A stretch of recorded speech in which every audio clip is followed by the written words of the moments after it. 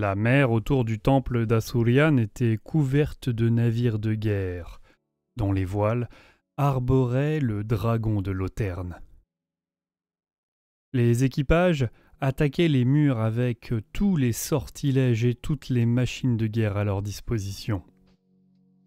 Théclis reconnaissait les navires d'Aislinn, la plus redoutable flotte d'Ultuan.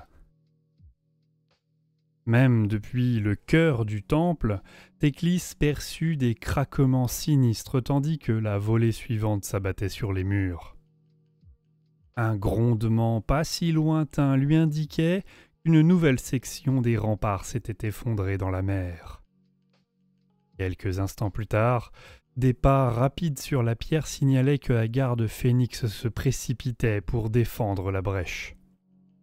Aislinn avait sûrement débarqué des Wyrms des mers et des gardes maritimes. L'assaut était donc imminent. Un concert de piaillements violents éclata. Théclis tourna la tête et vit un vol de phénix arriver en planant au-dessus de l'eau. Des flammes rougeoyaient dans leur sillage. Elles engloutirent un navire dragon, dont les voiles et les planches prirent feu instantanément. L'incendie se propagea sans que l'équipage parvienne à le maîtriser. Les archers des vaisseaux à proximité lâchèrent des volées sur les phénix, mais ces derniers se séparèrent puis se reformèrent et fondirent vers le navire suivant. Le temple d'Assurian avait encore de puissants alliés. Théclis frémit lorsqu'un autre bombardement s'abattit.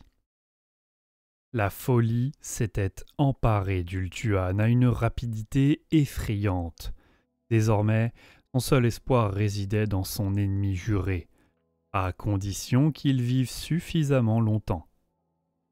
Théclis tenta d'oublier le blocus de navires et se tourna vers l'allée en pente en direction de Malekith et de Caladrian.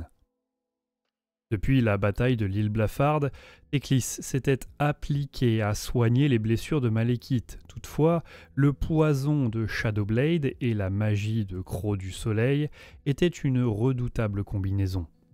Les plaies ne s'étaient pas refermées et les os refusaient de se ressouder. Du sang coulait encore un peu de l'armure de minuit. Cependant, Malekith refusait de mourir, tout comme il repoussait l'aide de Théclis. Depuis leur départ du temple de Lilith, il avait insisté pour marcher seul, même si Caradrian était toujours resté près de lui.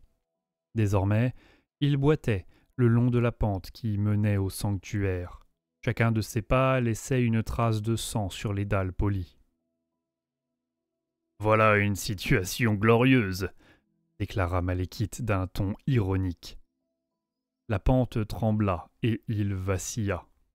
« Une situation insensée plutôt », le corrigea Théclis. Il était surpris par la capacité de Malekith à rester sarcastique en dépit de son état. Caradrian ne dit rien, mais la contrariété se lisait sur son visage. Un trait de baliste enchanté traversa le mur et empala le garde phénix qui se trouvait derrière. Théclis tourna la tête et vit les premiers grappins s'accrocher au parapet. « Venez, il n'y a pas un instant à perdre, dit-il. » Leur progression le long de la pente était affreusement lente, et chaque pas de Malekith était ponctué par le fracas de l'artillerie contre les murailles, ou par des rugissements distants des Wyrms des mers. Lorsque Théclis et ses compagnons eurent enfin atteint l'extrémité de la pente, la clameur de la bataille se faisait entendre tandis que la garde phénix tentait d'empêcher les guerriers d'Aislinn de prendre pied sur les remparts. Toutefois, Théclis savait que les attaquants étaient bien trop nombreux. Le temple ne tarderait pas à tomber.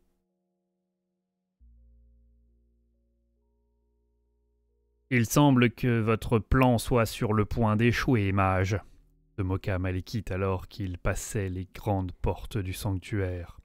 Une vingtaine de gardes phénix les suivirent et refermèrent les portes derrière eux. « J'avais prévu de vous amener ici sur le champ, » expliqua Théclis. Le souvenir de son échec le hantait.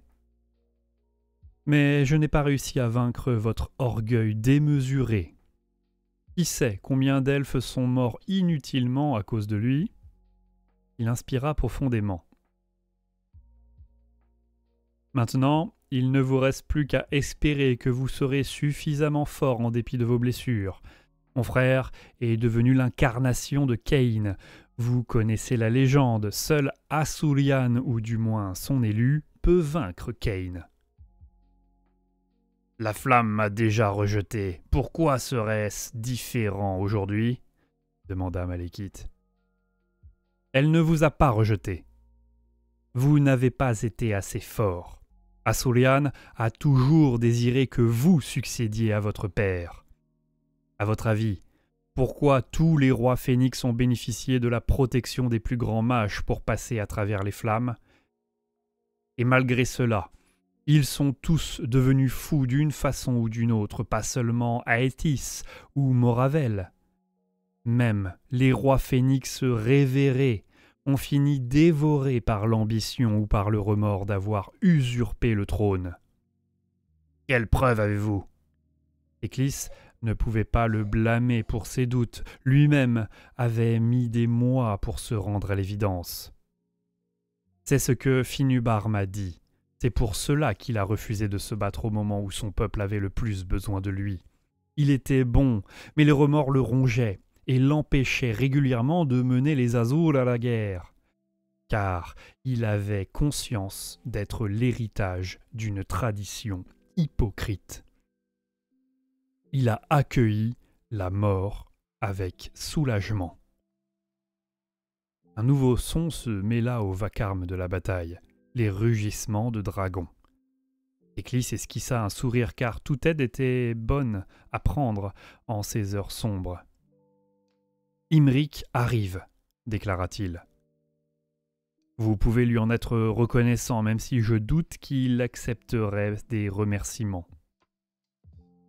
Même maintenant, alors que je n'ai plus le choix, vous tentez encore de me manipuler, dit Malekith.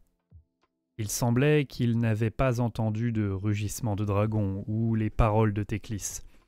Sa voix était lourde de colère. Toutefois, le mage savait que c'était le courroux de quelqu'un acceptant peu à peu la terrible vérité, pas celle de quelqu'un s'offusquant d'un mensonge. Ils arrivèrent dans la chambre de la flamme. Sur un signe de tête de Caradrian, les gardes s'écartèrent en ouvrant les grandes portes bardées de bronze. À l'instar de tous les autres gardes phénix du temple, ils ne paraissaient pas étonnés de la présence du roi sorcier. De l'autre côté des portes montait un grand escalier en marbre. La flamme sacrée brûlait à son sommet, sous un dôme pyramidal taillé dans un diamant colossal. Théclis savait qu'autrefois les flammes étaient si vives qu'elles léchaient le plafond en diamant. Désormais, elles montaient à peine à la hauteur d'un elfe.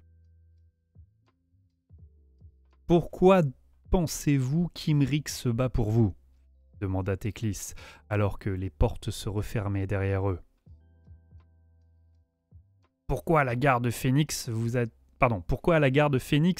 a-t-elle laissé pénétrer dans ce saint des saints? Pourquoi Caradrian est-il prêt à mourir pour vous? Imric a appris la vérité, tandis que la garde Phénix l'a toujours su. Dans ce cas, pourquoi tant de ses membres marchent sous la bannière de Tyrion? Ils sont tombés sous la coupe de Cain, comme tant d'autres.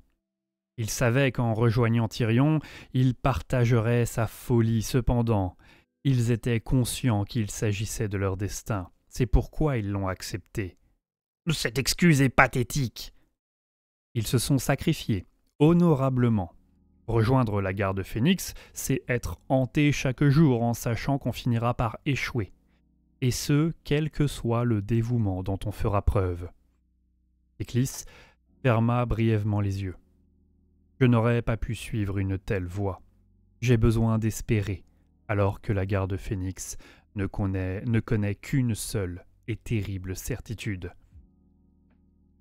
Ce sont des faibles, dit Malekith avec dédain, mais sa phrase se termina dans une quinte de toux sanglante. Il tituba et serait tombé si Caradhrian n'était pas venu le soutenir. Malekith se débarrassa du capitaine d'un air irrité. Il fit 3 pas, chancelant vers la flamme, puis s'arrêta. « Si je la traverse, tout ce pourquoi je me suis battu ne serait qu'un mensonge !» dit-il d'une voix presque mélancolique. Éclisse attendit un moment avant de répondre afin de choisir ses mots. « Regrettez-vous ce que vous avez fait ?»« Non !» souffla Théclis. Il se ressaisit. « Absolument pas. Je recommencerai s'il le fallait. » Dans ce cas, vous ne vous êtes jamais menti. Et par ces paroles, vous prouvez que vous n'êtes pas plus méritant que tous ceux qui ont usurpé le trône. Il soupira. Toutefois, vous êtes celui qu'Asurian a choisi. Ce qui subsiste de notre Créateur vous attend dans ces flammes. Il reste peu d'espoir. Il reste peut-être un espoir, si vous parvenez à supporter la douleur. Et sinon ? Sinon, la dernière étincelle d'Asurian s'éteindra, et ceux qui survivront à la folie de Tyrion seront dévorés par les dieux sombres. Malekith ne répondit pas et s'avança dans les flammes. Pendant 1 seconde, il ne fut plus qu'une ombre noire au milieu d'un feu blanc. Puis, il n'y eut plus de flammes, et aussitôt, les hurlements commencèrent.